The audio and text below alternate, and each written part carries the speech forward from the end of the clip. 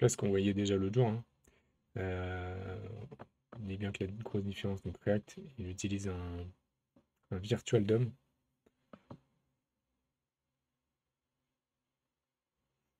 et qui est assez malin pour pas render toute la page à chaque fois. Alors que côté Svelte, on n'est pas du tout sur on n'est pas du tout sur un DOM virtuel, mais on est sur un vrai DOM qui se fait updater au fil de la navigation.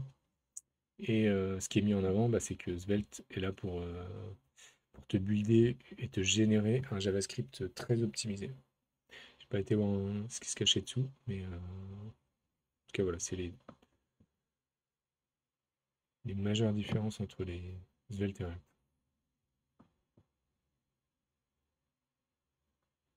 Donc là, il va comparer la performance, bundle size, community support et maintenance. Ça a l'air. Ouais, on va voir.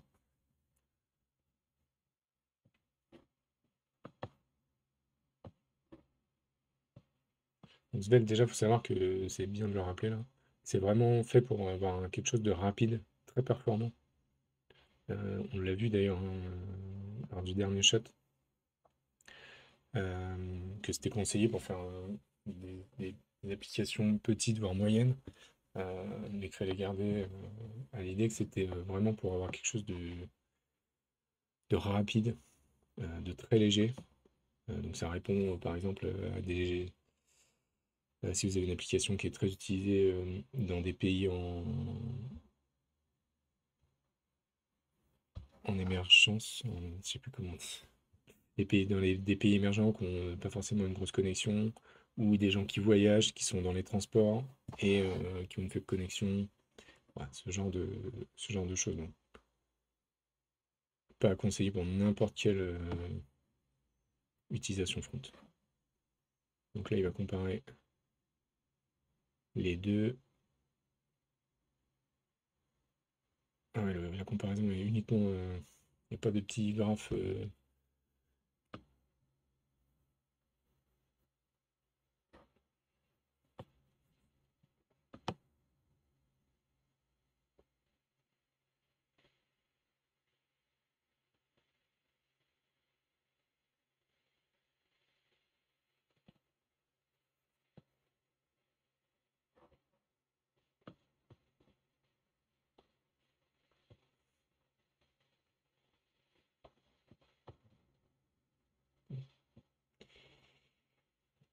Sans surprise, ce qu'il dit, c'est que la performance de Svelte est meilleure que React parce qu'il n'y a pas de Virtual DOM, parce que à chaque fois que tu veux faire une update sur un Virtual DOM, il faut updater le Real DOM derrière. Bref, ça fait le double d'appel pour render un composant. Je ne surprend pas, hein, parce que Svelte, c'est vraiment fait pour la performance, donc si se faisait tacler là-dessus, ça aurait été surprenant. Pareil sur le bundle size, je peux mettre ma main coupée que ça va être smaller than React.js. Parce que Svelte est vraiment conçu pour être léger, que quand vous alliez sur une application, vous ayez vraiment le strict minimum et que ça fonctionne très rapidement. Alors que React, bah, il emmène avec lui sa librairie, tout ce que vous allez importer de React. Donc forcément, vous allez amener beaucoup plus de choses. Et en plus, côté Svelte, c'est vrai que le bundle, il est compilé vraiment euh, à la compilation. Et donc, ils vous font vraiment un bundle compressé qui est forcément plus léger que tout le reste.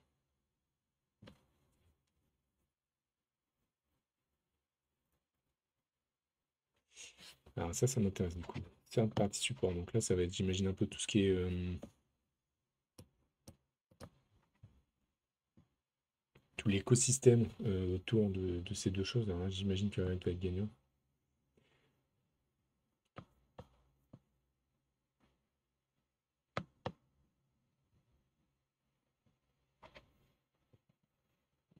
Ok, c'est tout ce qui est autour du framework, donc tout ce que vous allez avoir besoin.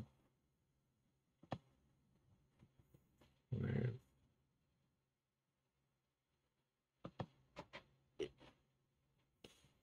J'ai l'impression que l'article est un peu biaisé quand même.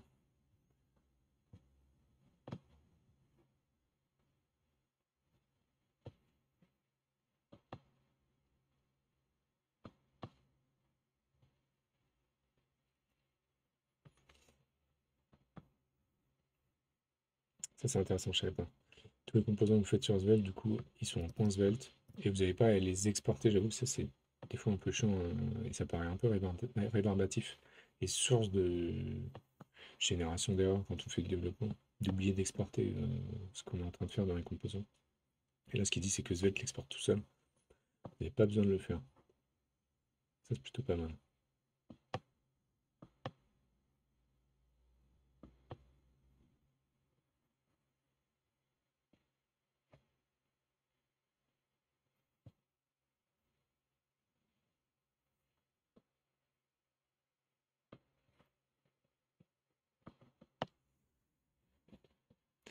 Ok, donc là, pas vraiment de comparaison, est un peu limite. Là,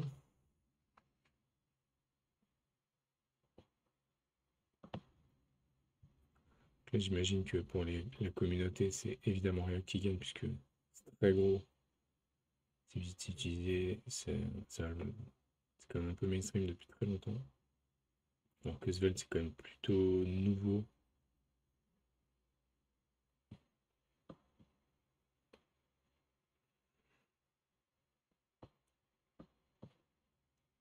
Ouais, donc c'est très nouveau et les gens l'adoptent très lentement. Alors pour la maintenance, ça m'intéresse. Ça. Svelte, une maintenance because Facebook.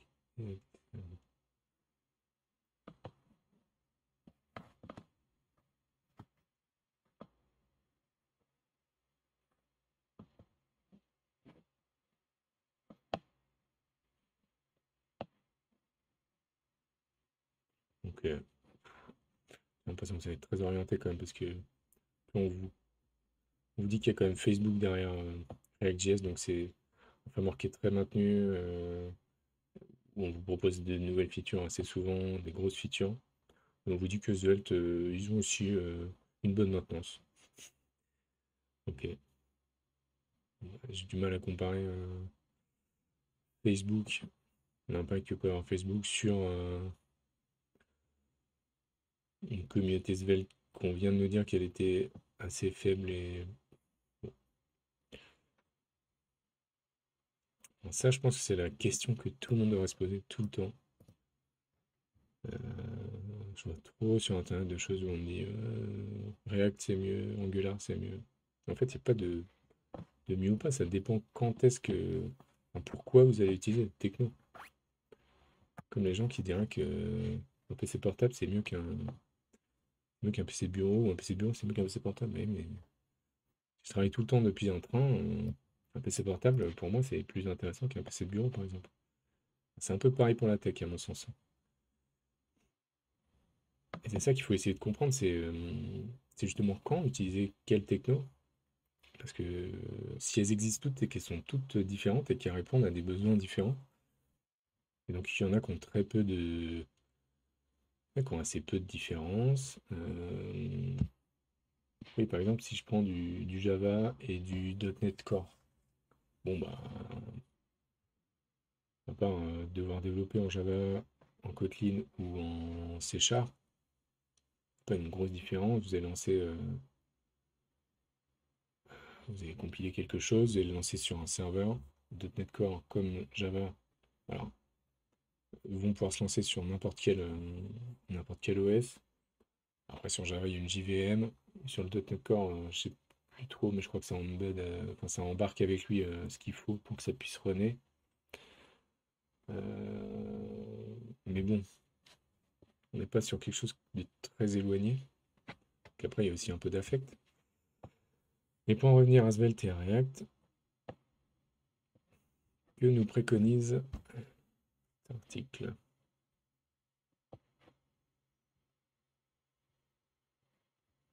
On dit que React, c'est bien quand on fait un grand projet avec beaucoup de features, parce que il y a une grosse communauté, beaucoup de support. Effectivement, pour monter en compétences de développeur, c'est important d'avoir beaucoup de communauté parce que ils seront plus à même d'être indépendants rapidement que sur une techno où il y a une faible communauté. Qu'est-ce que ça veut dire une faible communauté? Ça veut dire que quand vous allez rencontrer un problème, vous allez aller le chercher sur Internet et ben, vous n'allez pas trouver de, vous n'allez pas trouver la réponse à votre question, par exemple.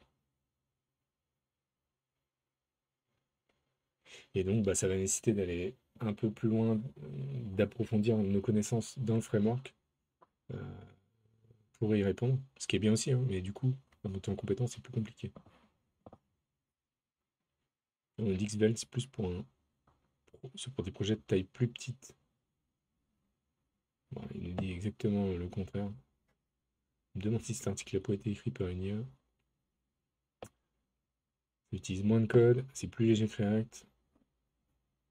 C'est effectivement une bonne techno quand la performance est clé sur un projet. C'est ce qu'on a dit un peu en haut.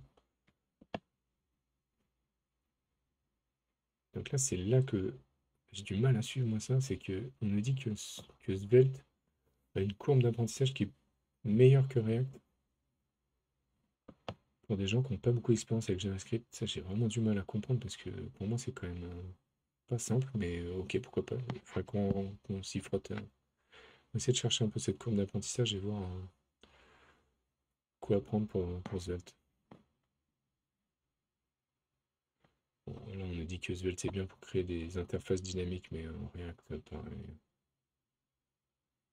Et que ça te compile du code dans un JavaScript très optimisé. L'article, il est à la fois un peu intéressant et à la fois rempli de banalités.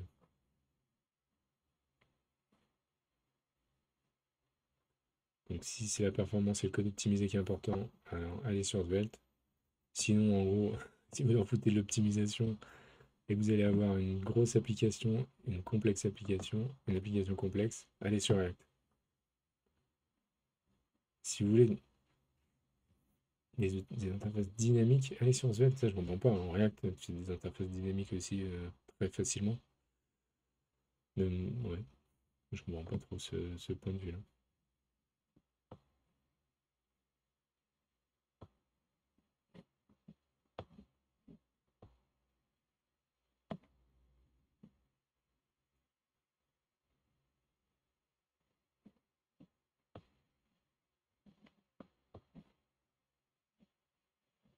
Ok, et il nous répète la même chose pour la dernière fois. Ok, et ben on va se mettre ça dans le thread Twitter quand même. L'article d'avant était beaucoup plus intéressant là sur Vitest. Allez, on se met ces deux articles dans notre thread Twitter.